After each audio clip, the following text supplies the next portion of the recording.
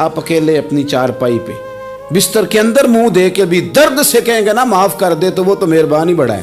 میرے نبی پاک صلی اللہ علیہ وسلم مثال دیتے ہیں، فرمایا ایک آدمی صحرا میں جا رہا، صحابہ سے حضور خطاب کر رہے ہیں، فرمایا ایک آدمی صحرا میں جا رہا تھا، اس نے اپنی اونٹنی پہ کھانا پانی پیسے ہر چیز رکھی ہوئی تھی، صحرا تھا بہت بڑا، درمیان صحرا کے گیا تو تھوڑا سا سستانے کے لیے آرام کرنے کے لیے اونٹنی سے نیچے اترا۔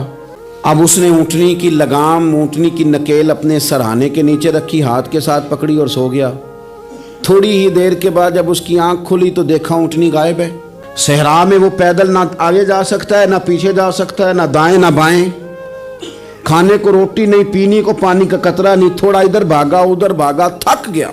کریم محبوب فرماتے ہیں وہ پوری طرح نڈھال ہو گیا اور مایوس ہو گیا، معاذ اللہ، مایوس ہو کے دوبارہ اسی جگہ آ کے لیٹ گیا جہاں پہلے لیٹا تھا، انتظار کرنے لگا کہ اب موت ہی آئے گی، آخری وقت ہے، اب نہ میں پیدل یہ صحرا کراس کر سکتا ہوں، نہ پیچھے جا سکتا ہوں، نہ کھانا ہے نہ پانی ہے، سوائے موت کے کوئی سہارا نہیں۔ حضور فرماتے ہیں وہ رستے میں دوبارہ لیٹ گیا، اچانک اس نے رخ بدلا تو اونٹنی سامنے کھڑی تھی۔ حضور نے صحابہ سے پوچھا بتاؤ نا اسے بھلا کتنی کو خوشی ہوگی؟ یا رسول اللہ جی سے نئی زندگی مل گئی ہے۔ آپ دیکھیں نا سارے ڈاکٹروں نے کہہ دیا کہ اس کے تو گردے معدہ جگر ہر چیز ختم ہے، گھر لے جاؤ خدمت کرو، ہر طرف پریشانی ہے۔ وہ بندہ بھی سمجھ گیا ہے کہ آخری وقت آ گیا، کل جاؤں پرسوں جاؤں، تیاری ہو گئی، سب لوگ آ گئے، باہر والے بھی آ گئے، یہ ماحول ایک عجیب رنگ اختیار کر گیا۔ اچانک ایک ڈاکٹر نے آ کے کہا نہیں غلطی لگ گئی تھی۔ مجھے بتائیے انداز کیا ہوتا ہے؟ بغیر دعائی کے بندہ اٹھ کے کھڑا نہیں ہو جاتا، او میں تو بچ گیا ہوں۔ نبی پاک صلی اللہ علیہ وسلم فرمانے لگے اس کی اونٹنی مل گئی، بتاؤ بھلا اسے کتنی خوشی ہوگی؟ یا رسول اللہ وہ تو دوبارہ دنیا میں آ گیا۔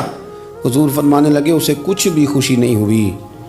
جب کوئی رب کا گناہگار بندہ آ کے توبہ کرتا ہے، رب کو اس سے کئی گنا زیادہ خوشی ہوتی ہے۔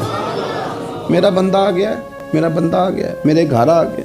اس نے آنسو بہائے ہیں، اس نے کہا اللہ میں تیرا ہی ہوں، تیرا ہی رزق کھاتا ہوں، تیری ہی زمین پہ رہتا ہوں، تیرے نام سے میری سانسیں چلتی ہیں۔ وہ آ گیا۔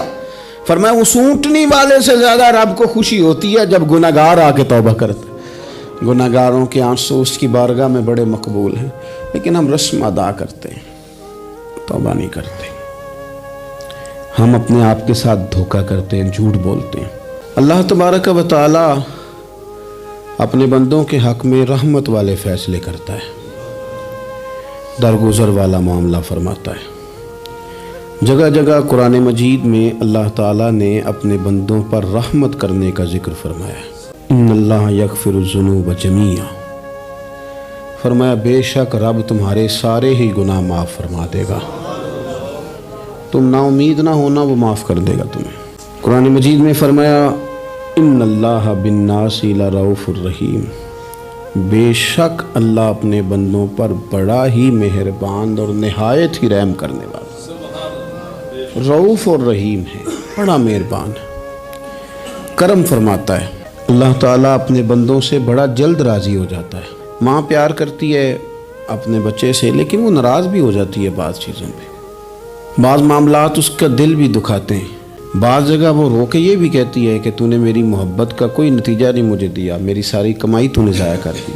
والد بہت ساری جگہوں پہ ناراض ہوتا ہے، شکوہ کرتا ہے، کہتا ہے میری بیماریوں کی، پریشانیوں کی، بڑھاپے کی، کمزوریاں کا سبب بیٹے تو ہی بن گیا، یہ ساری تکلیفیں تو ٹھیک ہو جائیں تو میری شاید عمر بھی بڑھ جائے، صحت بھی ٹھیک ہو جائے، میں زیادہ دیر جوان رہ سکوں۔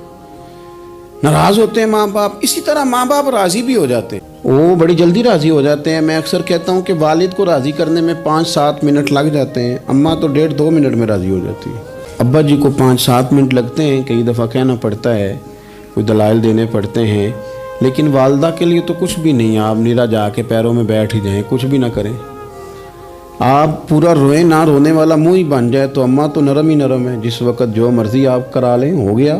اللہ تبارک و تعالی بلا مثال و بلا تشبیہ سمجھانے کے لیے عرض کرتا ہوں، اللہ بھی بعض معاملات میں اپنے بندوں سے ناراض ہو جاتا ہے۔ وہ کہتا ہے میں تکبر کرنے والوں کو پسند نہیں کرتا، وہ کہتا ہے فسادی پسند نہیں ہے، وہ فرماتا ہے کہ راہوں میں کجی کرنے والے پسند نہیں ہیں، وہ فرماتا ہے کہ بدعہدیاں کرو گے تو میں صبح قیامت تم سے سوالات کروں گا۔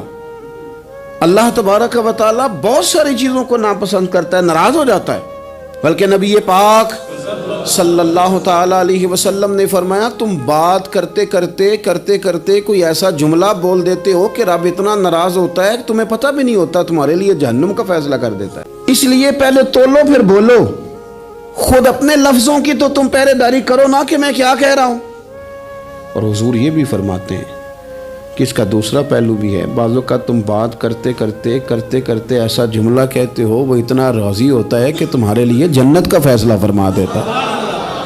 ان کاموں کی طرف بڑھے جن سے اللہ راضی ہوتا ہے۔ میرے نبی پاک صلی اللہ تعالیٰ علیہ وآلہ وسلم نے ارشاد فرمایا، بعض احادیث میں لفظ یہ ہیں کہ اللہ اپنے بندوں کو دیکھ کے مسکراتا ہے جو اس کی شان کے لائق ہے۔ جس ترتیب سے ہم مسکراتے ہیں، جس ترتیب سے ہم روتے ہیں، جس ترتیب سے ہم کسی بات کا اظہار تشکر کرتے ہیں، خدا ان باتوں سے پاک ہے۔ اب بہت ساری حدیثوں میں آیا کہ وہ مسکراتا ہے، تو کیا مطلب ہے مسکرانے کا؟ تو علماء تفسیر نے لکھا ہے مسکرانے کا مطلب یہ ہے کہ وہ بڑا ہی راضی ہوتا ہے اپنے بندے سے، بڑا راضی ہوتا ہے، یہ مطلب ہے۔ ایک تو مسکرانے کا مطلب یہ کہ وہ بڑا راضی ہو گیا، وہ مسکرا دیا اپنے بندے پہ۔ اور ایک اس کا معنی خود نبی پاک صلی اللہ تعالیٰ علیہ وسلم نے بیان فرمایا۔ مسند امام احمد بن حنبل میں حدیث ہے، حضور سید عالم علیہ السلام سے صحابہ نے پوچھا، یا رسول اللہ شہید تو بڑے لوگ ہوتے ہیں، شہیدوں میں افضل کون ہے؟ تو اللہ کے حبیب علیہ السلام فرمانے لگے، وہ والا بندہ جو ڈٹ گیا تھا کافروں کے مقابلے میں، وہ ہلا نہیں، پوری طرح ڈٹ کے جو لڑا، وہ شہداء میں افضل ہے۔ حضور فرماتے ہیں وہ جنت کے بالا خانوں میں سیر کرے گا اور رب اسے دیکھ کے مسکرائے گا، رب اسے دیکھ کے مسکرائے گا، اللہ تعالیٰ مسکراتا ہے اسے دیکھ کے۔ اور اگلے جملے میں حضور نے وضاحت کر دی، فرمایا جب رب دنیا میں کسی پر مسکراتا ہے نا تو اس کا معنی یہ ہے کہ قیامت میں پھر اللہ اسے حساب کوئی نہیں لے گا۔ جس پر اللہ دنیا میں مسکرا دیا اس سے کوئی حساب، تو وہ کام ڈھونڈنے چاہیے نا جس سے اللہ مسکرائے۔ چھوٹا بچہ بھی ناراض نہ ہو تو وہ چیزیں وہ ڈھونڈتا ہے کہ اس کو کیا پسند ہے، چاکلیٹ لے جاؤں، فلاں چیز لے جاؤں، آئس کریم لے جاؤں۔ تو ایک بچے کے لیے، گھر کے لیے، سربراہ کے لیے اتنی محنت کرتے ہو تو وہ کام بھی ہمیں ڈھونڈ کے تلاش کرنے چاہیے نا جس سے رب راضی ہوتا ہے، اللہ راضی ہوتا ہے۔ بتاؤں وہ کون کون سے کام ہیں؟ نبی کریم صلی اللہ تعالیٰ علیہ وسلم نے ارشاد فرمایا 3 لوگ ہیں جنہیں دیکھ کے رب مسکراتا ہے۔ یا رسول اللہ صلی اللہ علیہ وسلم وہ کون کون سے؟ تو محبوب فرمانے لگے، ایک وہ بندہ ساری مخلوق سوئی ہے، آدھی رات ہے، رات کا پچھلا پہر ہے، اس نے اٹھ کے وضو کر لیا، مصلی پہ کھڑا ہو گیا خدا کی یاد میں، فرمایا اسے دیکھ کے رب مسکراتا ہے جو اس کی شان کے لائق ہے، مسکراتا ہے اللہ۔ یہ تو سونے کا ٹائم تھا، یہ تو گہری نیند آنے کا وقت تھا، رات کا پچھلا پہر۔ اور سننا میرے بھائی، میرے نبی پاک صلی اللہ تعالیٰ علیہ وسلم فرماتے ہیں جب مسلمان نماز کے لیے صفیں بناتے ہیں نا، ترتیب لگ رہی ہوتی ہے، اب اللہ کی بارگاہ میں کھڑے ہوں گے، قیام کریں گے، رکوع کریں گے، سجود کریں گے، فرمایا جب مومن صفیں بناتے ہیں تو رب دیکھ کے مسکراتا ہے،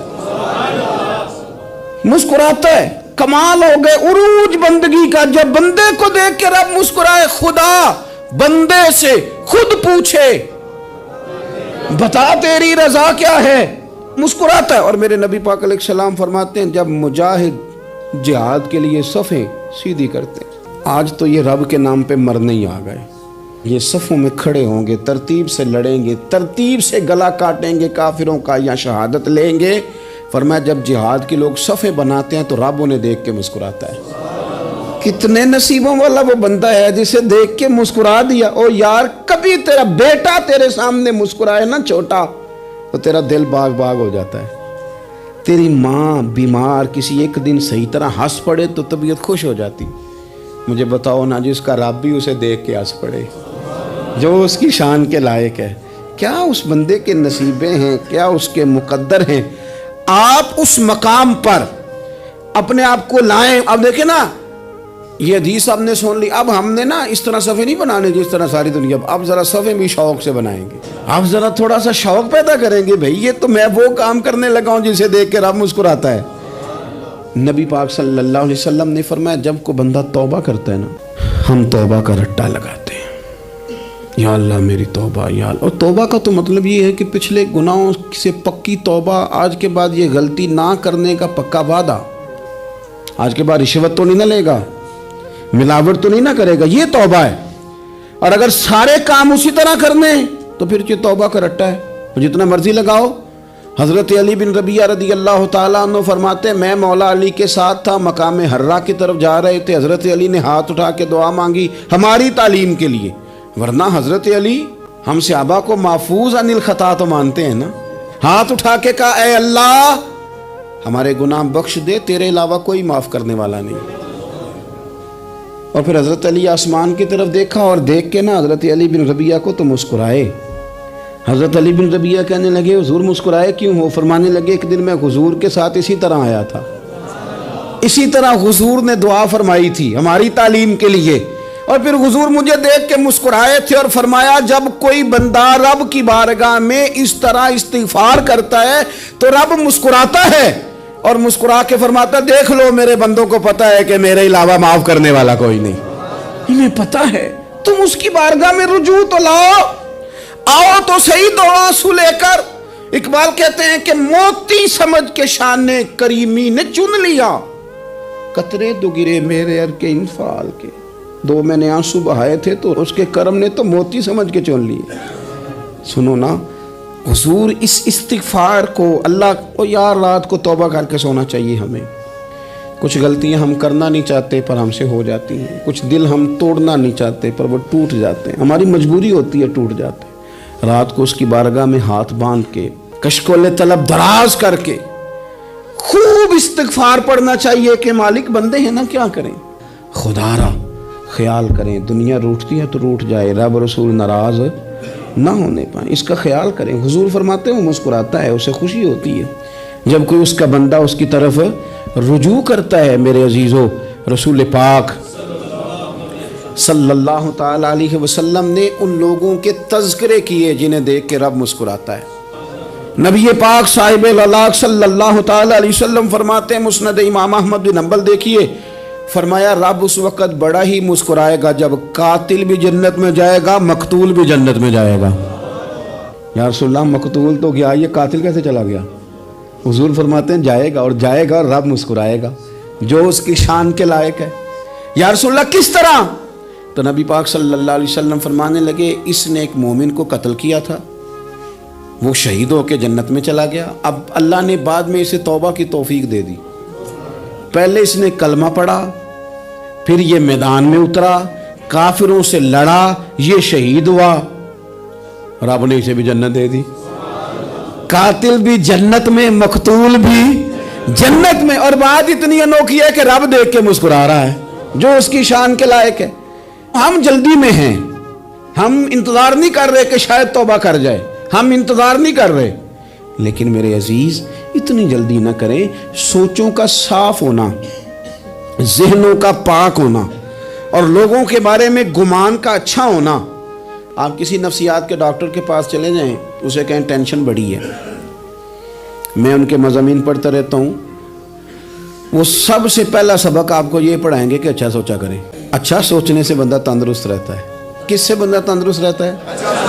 ہیں جی واقعی رسول کائنات سرور دو عالم صلی اللہ تعالی علیہ وسلم فرماتے ہیں کہ اللہ مسکراتا ہے۔ سنو، نبی پاک صلی اللہ علیہ وسلم کے پاس مہمان آ گیا، بخاری مسلم ہے، حضور نے ازواج مطہرات کے گھروں میں پیغام بھیجا کچھ چیز ہے ضیافت کے لیے۔ یا رسول اللہ کچھ بھی نہیں، یہ دو جہاں کے شاہ ہیں اور پاس کچھ رکھتے نہیں، دو جہاں کی نعمتیں ہیں ان کے خالی ہاتھ میں۔ یا رسول اللہ کوئی چیز بھی نہیں۔ حضور نے صحابہ کے مجمع پہ نظر ڈالی، یا رسول اللہ صلی اللہ علیہ وسلم حکم ہو، تو حضور فرمانے لگے تم میں سے کوئی بندہ ہے جو اسے گھر لے جائے روٹی کھلائے۔ ایک صحابی اٹھے فوراً، حضور میں لے کے جاتا ہوں کھانا کھلاتا ہوں۔ فرماتے ہیں میرے گھر میں صرف بچوں کا کھانا تھا، یہ نہیں کہ فریزر بھرا ہوا ہے نعمتوں سے، صرف بچوں کا کھانا، یہ نہیں کہ کسی کو دیکھ کے اپنی ہنڈیا پہ برتن دے لیا، صرف بچوں کا کھانا۔ کہتے ہیں گھر گیا، بیوی سے کہا کیا کیفیت ہے؟ کہنے لگی بچوں کی روٹی ہے۔ میں نے کہا بچے سلا دے، صبح ناشتہ کر لیں گے۔ تو کہنے لگی آپ کیا کھائیں گے؟ تو میں نے کہا نہ میں کھاؤں گا نہ تو کھائے گی، مہمان جو نبی پاک کا ہے۔ کہا اچھا، اب ذرا تجویز دیکھو میاں بیوی کی سوجھی آپس میں۔ کہتے ہیں کھانا لگا دینا، کیونکہ ایک آدھ بندے کا کھانا ہے۔ اپنی غربتوں کا ہر جگہ اظہار کرنا، رونا رونا، یہ دیکھو غربت کیسے چھپائی جا رہی۔ اس کو کہا نہیں کہ چل تو تھوڑا رحم کھا، تو آیا ہے تو تھوڑا رحم کھا، یہ نہیں کہا اٹھ کے نا تو کھانا رکھنا اور اٹھ کے نا چراغ ٹھیک کرنے کے بہانے بجھا دینا۔